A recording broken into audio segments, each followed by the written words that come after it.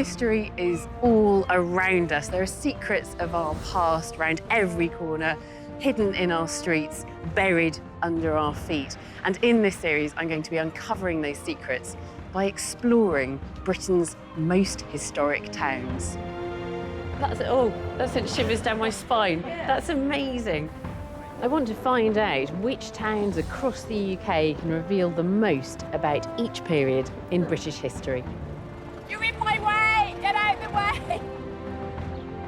I'll be deciphering clues in familiar landscapes, bringing lost landmarks back to life, and turning back the clock to reveal how these towns looked at key stages in their history. You shouldn't be in here, should you? From the Plantagenets to the Edwardians, the Civil War to the Second World War, I'll reveal the story of an era through the story of a single town. Today, I'm in a town whose story reveals the secrets of the Georgian era, like no other place in Britain. Gosh, am I in a time warp? Yes, we've gone back about 300 years. You look magnificent. Oh, you devil! A town where a new working class emerged at the dawn of the Industrial Revolution. So they were drinking gin with sulfuric acid in it. It's fiery, it's hot, and it's extremely poisonous. And a town whose merchants became super rich on the proceeds from the world's vilest trade. 438 slaves. They have no notion of whether they're being taken to be killed or eaten or captured. If you really want to understand the Georgians, then Bristol is the place to come.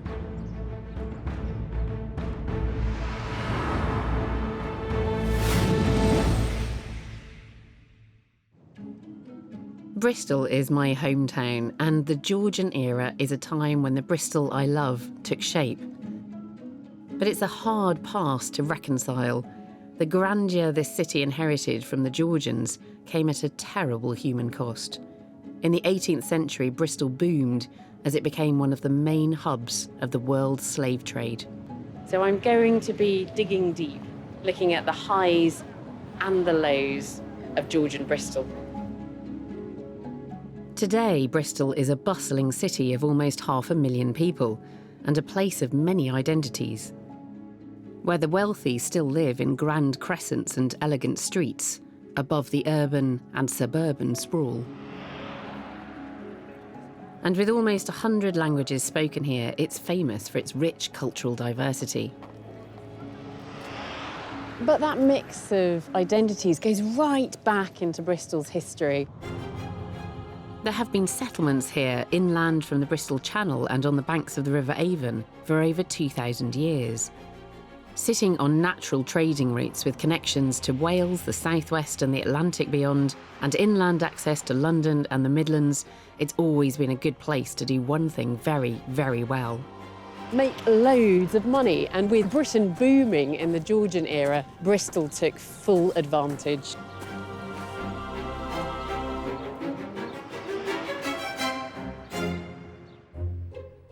The Georgian era is named after 4 kings called George, who ruled between 1714 and 1837.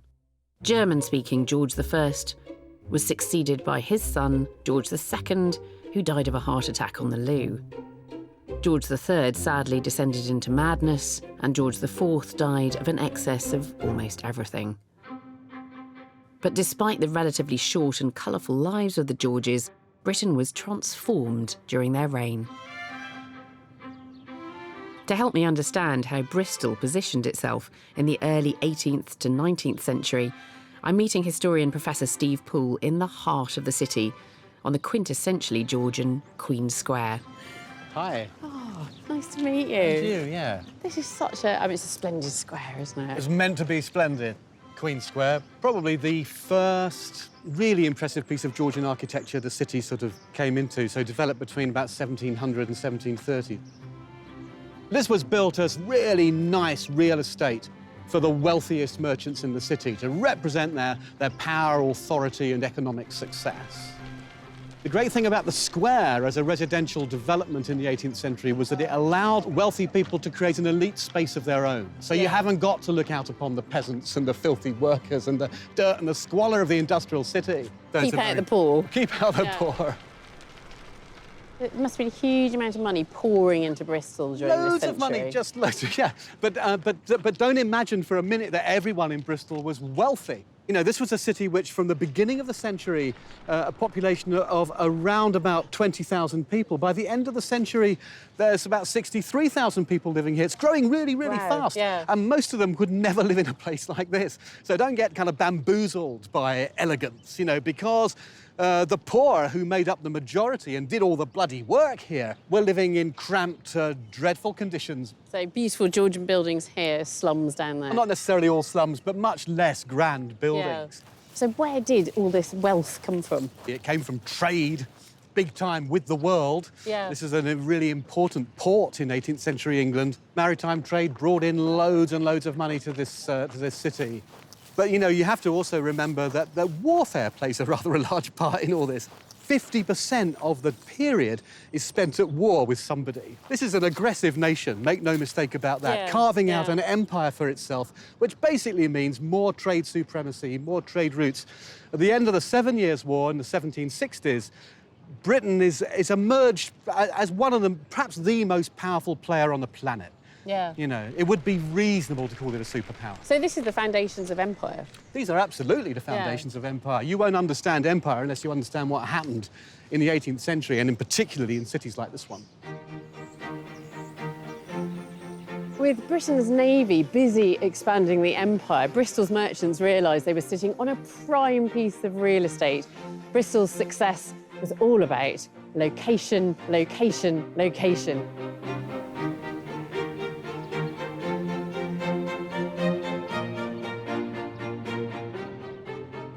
Aerial archaeologist Ben Robinson has got a bird's eye view. We're heading to Bristol to find out why this place is so Georgian. Bristol was an important trading area in late medieval times, but the Georgians took that to another level completely. We've got Queen Square below us. Queen Square is built right on the waterfront, so those newly rich merchants can keep an eye on what's going on the waterfront, can keep an eye on their merchandise and ships. But within a few years of the construction of Queen Square, the population of the town has doubled, and it's actually becoming quite uncomfortable to live in the centre of things. So the rich move out to new suburbs, Hotwells, and then up to Clifton. It's on the heights away from the city. This is literally social climbing. They've moved up from the harbour, onto Clifton, onto the hill, and now they're surveying their empire, they're surveying their world. And the world they created up in Clifton perfectly reflects the aspirations of new empire builders coming to prominence in towns all over Britain.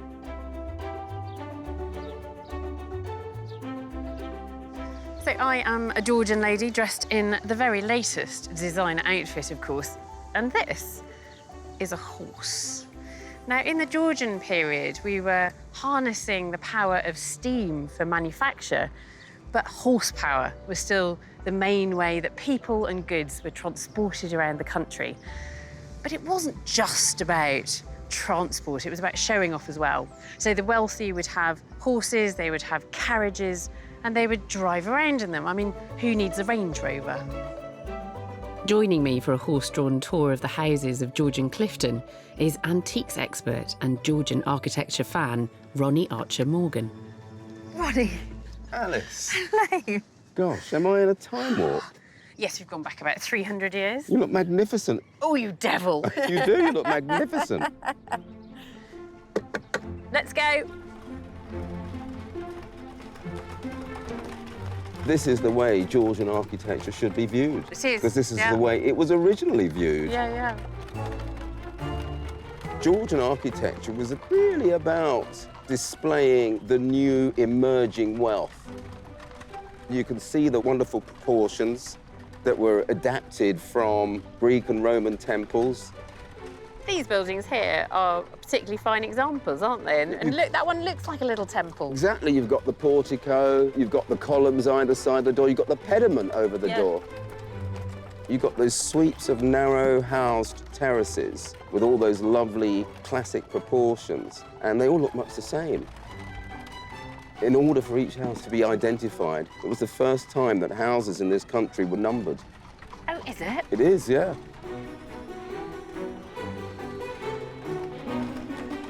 The visual harmony gives a feeling of internal harmony. Yeah. When you walk those streets or drive those streets as we are, in a carriage like this, how can you not feel wonderful?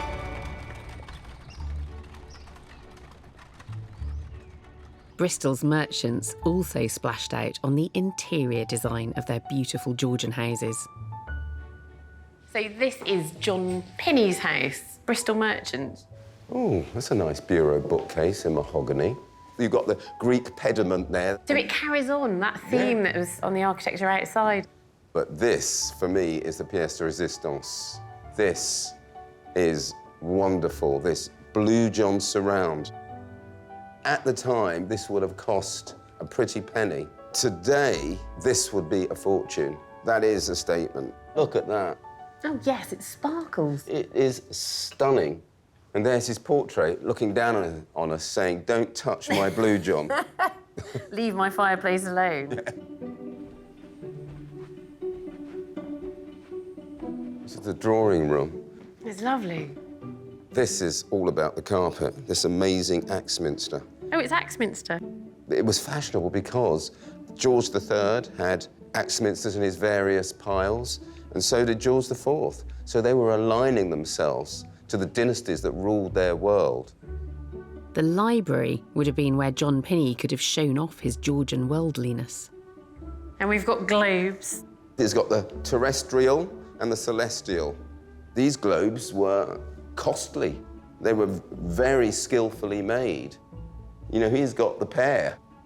And he's a merchant, you know, he's making his money through global trade. This is globalization. You've got to understand the world. The world has opened up. His guests can see that he knows where it's all going on. And to cap it all, he's got the Piranesi, Giovanni Battista Piranesi, master engraver and etcher. These are beautiful. These are like postcards of the Grand Tour, aren't they? Exactly that. And this takes us back to that desire to emulate those classical empires. Exactly. Those civilizations that they so admired and that everything here is about, really. Quality, dominance, success, wealth, empire. This house shows off the cultured image John Pinney desperately wanted to project. But first and foremost, he was a businessman. From his bedroom window here, Pinney could look out over the whole city, and he could look down to the harbour where his ships were moored, the source of all his wealth. Of course, the money didn't appear from nowhere. There must have been a source that was funding Bristol and Britain's astonishingly rapid development through the Georgian era.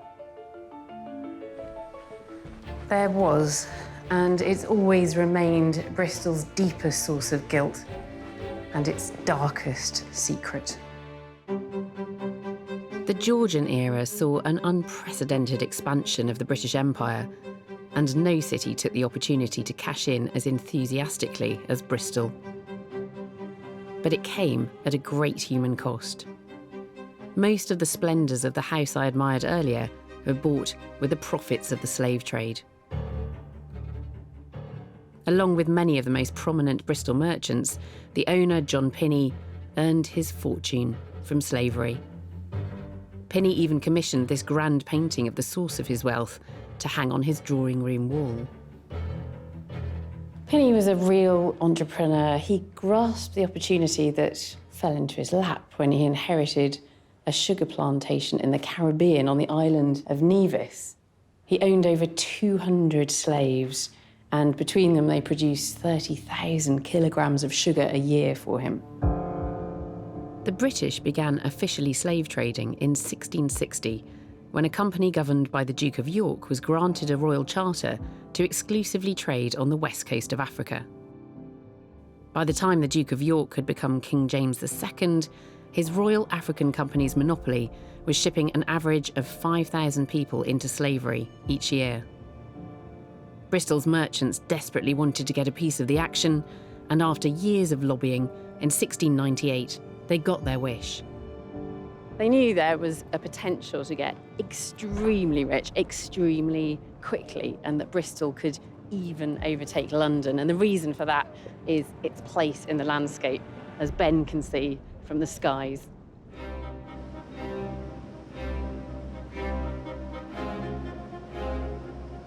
I'm just flying over the Kennet and Avon Canal here, and this is where the River Avon ceases to become easily navigable for boats. So they've dug this great stretch of canal heading straight onto London. And this was the key to Bristol's success. Not only was it a seaport, but also an inland port. So we're following the Avon from Bristol out towards the sea. It's about 8 miles or so. So Bristol's wonderfully sheltered. It's not right on the coast. But this river enables it to get to the estuary and then into the wider oceans. And really the world opens up to you then. So Bristol's ideally situated to pick up on these expanding trade routes, and crucially, the trade routes to Africa. The River Avon and the Bristol Channel gave the city's merchants a natural advantage when it came to Atlantic trade. But the success of the slave trade for Bristol, and in fact any other British port, relied on an entirely different force of nature. And that was the power and direction of the wind. Wind that made this appalling trade in desperate people economically viable. Hello, John. It's a bit of a miserable morning, isn't it? It's lovely, isn't it? Boat builder and sailor John Raymond Barker has followed this transatlantic trade route, and he's felt the full force of what were known as the trade winds. Hot, hot, hot. Yeah, go, go, go. This whole route, this triangular route down to Africa, across to the Caribbean and back to Europe again, that relies on these trade winds. Yeah, you've got a great big circle going on in the Atlantic. Yeah. So coming down the coast, from Britain down through past Spain, North Africa, towards the equator, and the current will then shoot you across to the Caribbean. And you've done this transatlantic crossing? It was literally every single day and every night, just constant wind, around about 4 to 6 knots. The consistency of this wind was a huge advantage for the slave traders, but had tragic consequences for their captives. The second leg of that journey, of that trade route, was picking up human cargo from the west coast of Africa, taking that cargo to the Caribbean, where those people were destined to become slaves. So the reliability of those trade winds were crucial to the slave traders. Yeah, I mean, that's it. If you've got a ship full of humans, they're going to use so much water up and so much food. And you can say, with those trade winds that will blow 8 days out of 9, for that time when you have the human cargo, you can say that you're going to be across in so many days. Yeah, so the trade winds really facilitated that transport of slaves. Yeah, unfortunately. It was easy. That's it.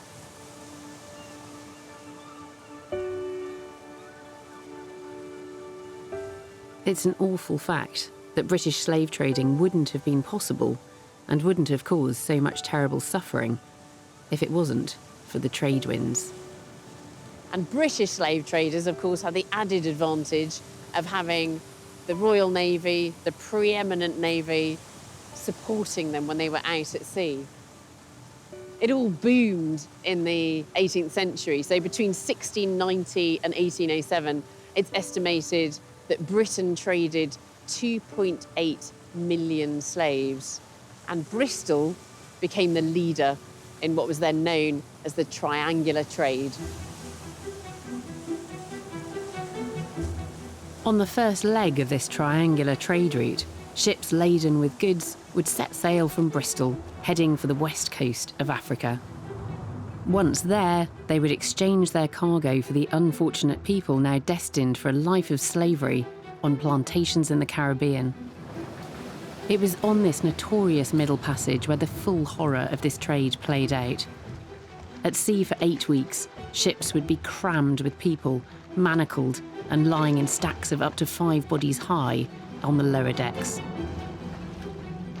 Chained to the person beside them, each slave would be imprisoned in a tiny space, measuring as little as 6 foot by 1 foot. Once the slaves had been delivered to their fate, the ships would reload with raw goods, valuable sugar from the plantations, and return to Bristol.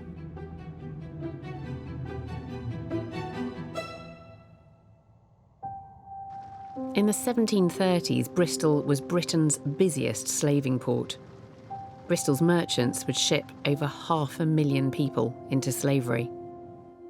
I'm meeting historian Dr. Edson Burton at Bristol's archives to look through records that the town's Georgian slave traders left behind that lay bare the wickedness of this profession. Oh, thanks, Matt. So what have we got here then? So what we have here is a list of ships belonging to the port of Bristol, trading to the coast of Africa. And it gives us a list of the ships' names and also the number of slaves in each voyage. So we can see here that there is sort of an average of 300, but we also have entries of much higher.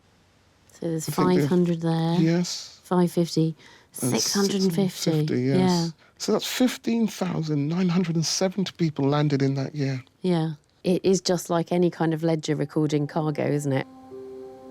Seeing these stark figures on a ledger hammers home the inhumanity of this trade. No names, just numbers.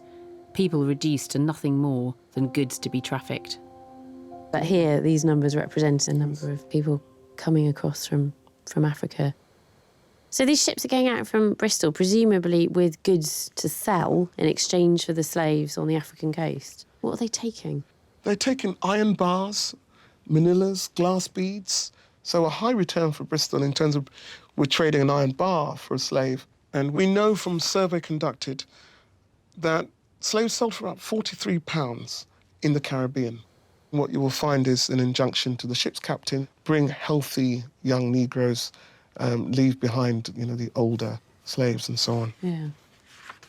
What we have here is an account of the journey of the Black Prince ship, and it leaves Bristol on Thursday, the 6th of May, 1762. Yeah. But they really begin to accelerate the buying of slaves when they arrive at the port of Anamaboa. We can see here is the mentions of slave boys, women, children. So it's 438 slaves which are on board the ship when it departs for Antigua. And very quickly they're starting to lose them. It says dead 1 woman. Of the flux? Of the flux, yeah, so yes. Diarrhea, yeah. Dead 1 man. 1 man. Dead 1 man. Gosh. And we have 1 girl dead. Mm. And they were normally thrown overboard when they passed. That's horrendous. The 4th of March, the slaves intended to make the another attempt. The other attempt got up 10 of the ringleaders and put them in chains and whipped them.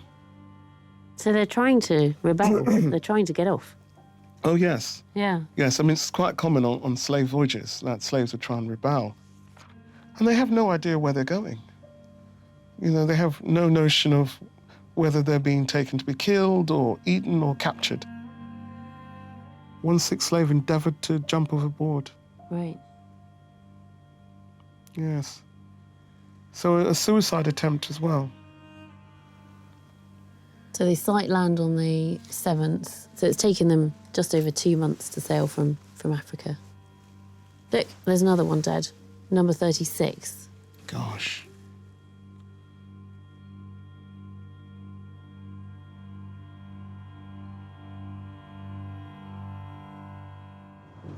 Those contemporary documents are just incredible.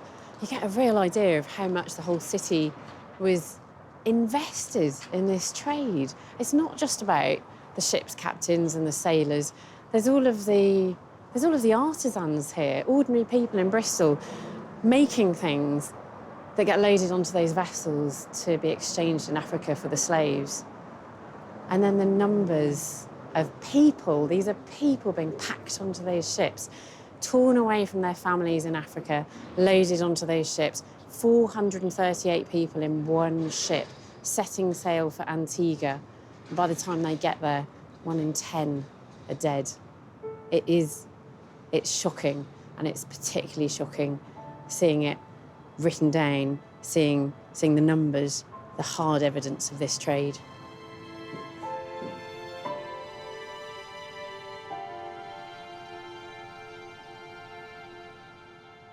Evidence of Bristol's slave trading is woven into the fabric of the city, and one slave trader's name crops up again and again: Edward Colston.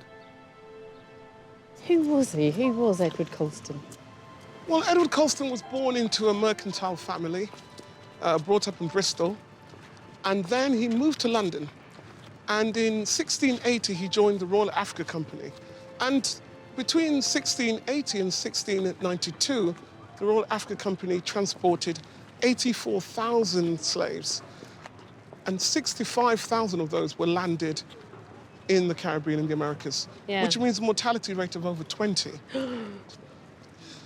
Colston dies in 1721, and I think, in his time, in his context, this is a legal trade. It is also theologically sanctioned. The Catholic... How do you mean? Well, the Church of England see no discrepancy between owning slaves and being a good Christian. So Colston would have seen himself as a good Christian.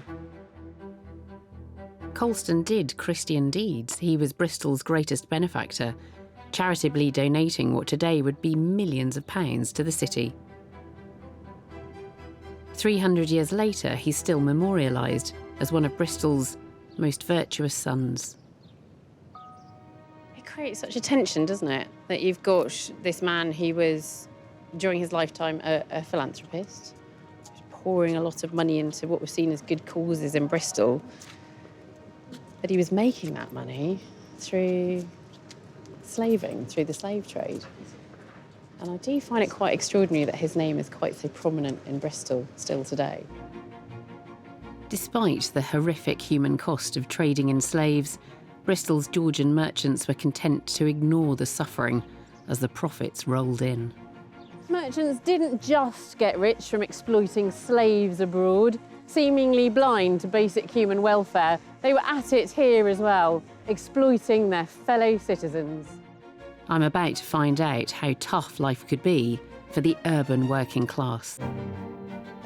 I'm exploring Georgian Britain through the story of my hometown, Bristol. I've experienced the decadence of the new super rich and seen how their extravagant lifestyles were funded by the proceeds of the 18th century slave trade. And with global markets now opening up, luxurious commodities were becoming readily available for the first time. One product in particular would fast become a new British favourite, and also a great business opportunity: drinking chocolate. Mark, I'm here to be your assistant in the chocolate kitchen. Lovely. Food historian Mark Meltonville is going to show me how the cocoa beans arriving in bulk were ground up to make drinking chocolate in the early Georgian era. Presumably the demand was increasing then for chocolate. Yes, you've got chocolate houses dotted around the cities like this, and they are seen as the place to go. There's where you want to be seen to be drinking these exotic drinks. And chocolate remains the most alluring, the most difficult to get. How were people doing it? Entirely by hand? Well, yeah, the process is all by hand. I happen to have borrowed a cocoa pod. You wouldn't see that in England. That grows somewhere lovely. 12 degrees either side of the equator. There's about 100 cocoa beans in there. If you roast those seeds slowly, like coffee, suddenly you get the aroma of chocolate. That's what it looks like when it comes out of like a coffee roaster. It's the same sort of thing. Oh. So this still looks a little bit coarse for drinking. Well, what you have to do is you have to grind it, because that's all the flavour, but we've now got to stand here doing this for, I don't know, 4, 5, 6, 7, 8 hours. So we're going? Yeah, it's heavy. It's not very exciting, is it? That looks fairly fine to me, so I'd like to try and make that into drinking chocolate. OK. The simplest ones were made with hot water. Yeah. And so if we just put some of your, as you say, very well-ground chocolate. Yeah, you can see that it's not really dissolving. It looks like hot chocolate. It probably smells like hot chocolate. It definitely smells like hot chocolate.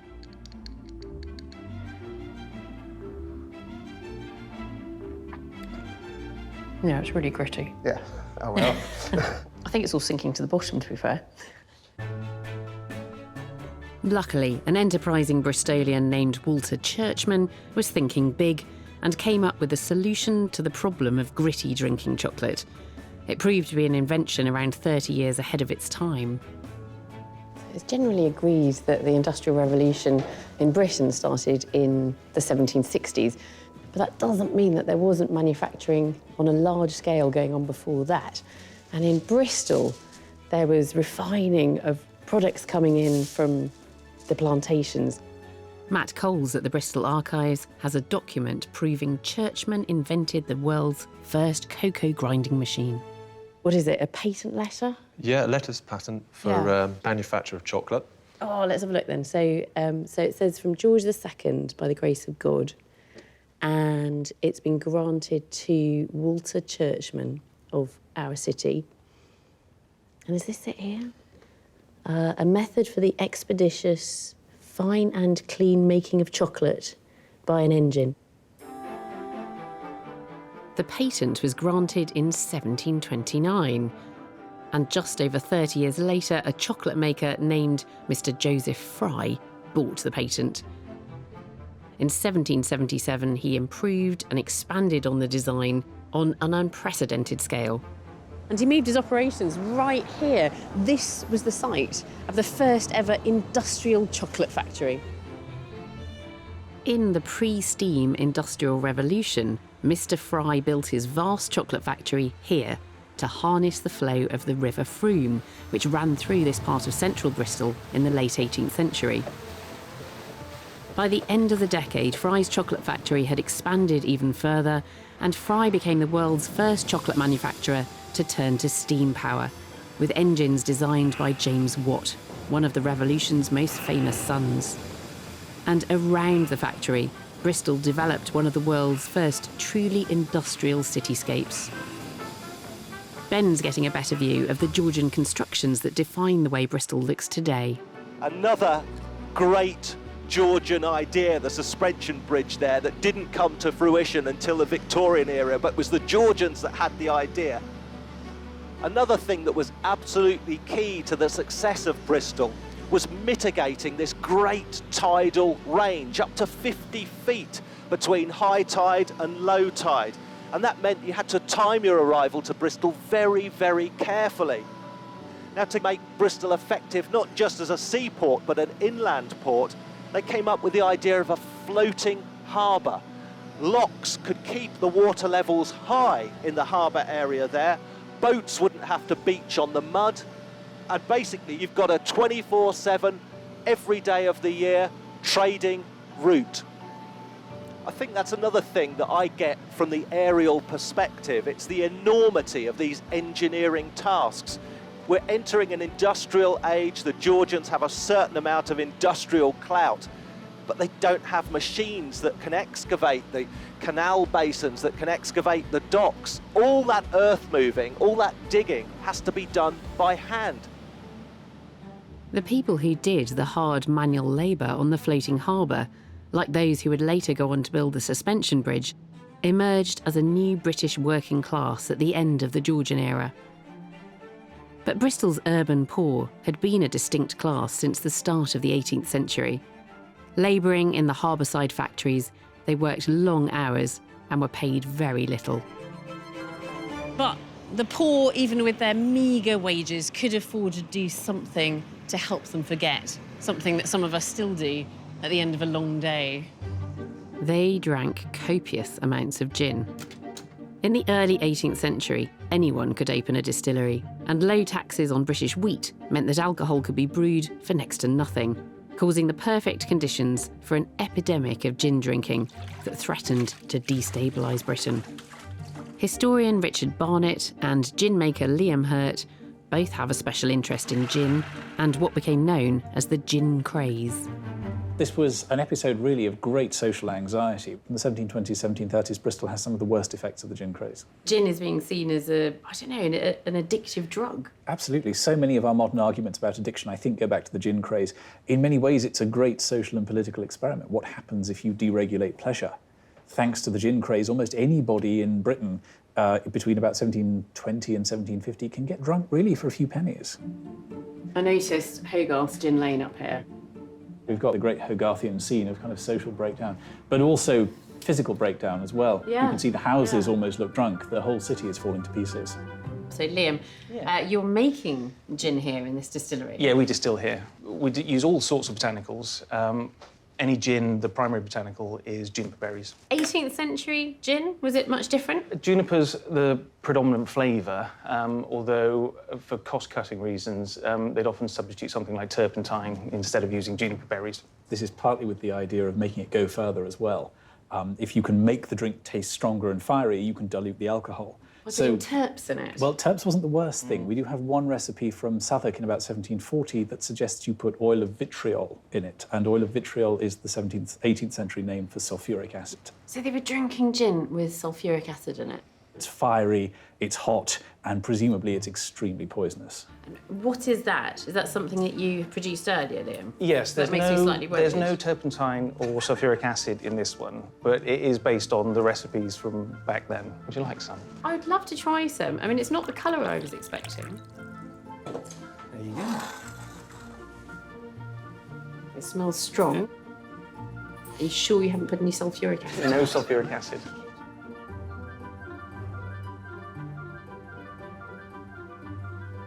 Oh my God, that's strong. It's not that pleasant. It's really not, and I think this is something really important at the heart of the gin craze.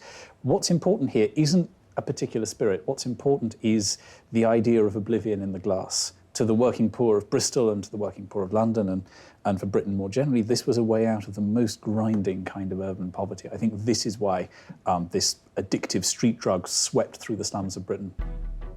After many unsuccessful attempts, the government finally passed a bill abolishing mass gin making in 1751. With the gin craze over, Britain's working class awoke from its stupor and realised they were getting a pretty raw deal, and a revolutionary fervour would sweep the country. And in Bristol, this would lead to Britain's biggest and bloodiest massacre. Even though I grew up here, I'm uncovering things I never knew about Bristol's astonishing development through the Georgian era. In the early 18th through to the 19th century, the fortunes made in this city from the slave trade drove Bristol to the vanguard of the Industrial Revolution, creating a new working class who trebled Bristol's size by the end of the 18th century. But there was a growing sense of injustice as the urban poor woke up to the gross divisions in Georgian society. You had the almost destitute factory workers toiling away down here, struggling with the rising cost of living, increasing food prices, while the elite rich were swanning about up in Clifton. Things were about to come to a head. I'm meeting a local historian with a special interest in the development of Bristol's Georgian working class, Steve Mills. So in the 18th century then, you've got almost a rising class consciousness? Absolutely. Don't forget it was the French Revolution. People were aware of what was going on over there and why there was a revolution. I mean, that started off as a bit of a glorified food riot, but it became very political very quickly. Yeah. And people over here, you know, it's very much a face-to-face society. The very, very poor would live cheek to jowl with the very, very rich. They would see them going about their lives in their opulent carriages and such likes, and they would feel aggrieved, you know, and they would realise that they were working hard to raise money for these people to live like this. In 1831, tensions boiled over.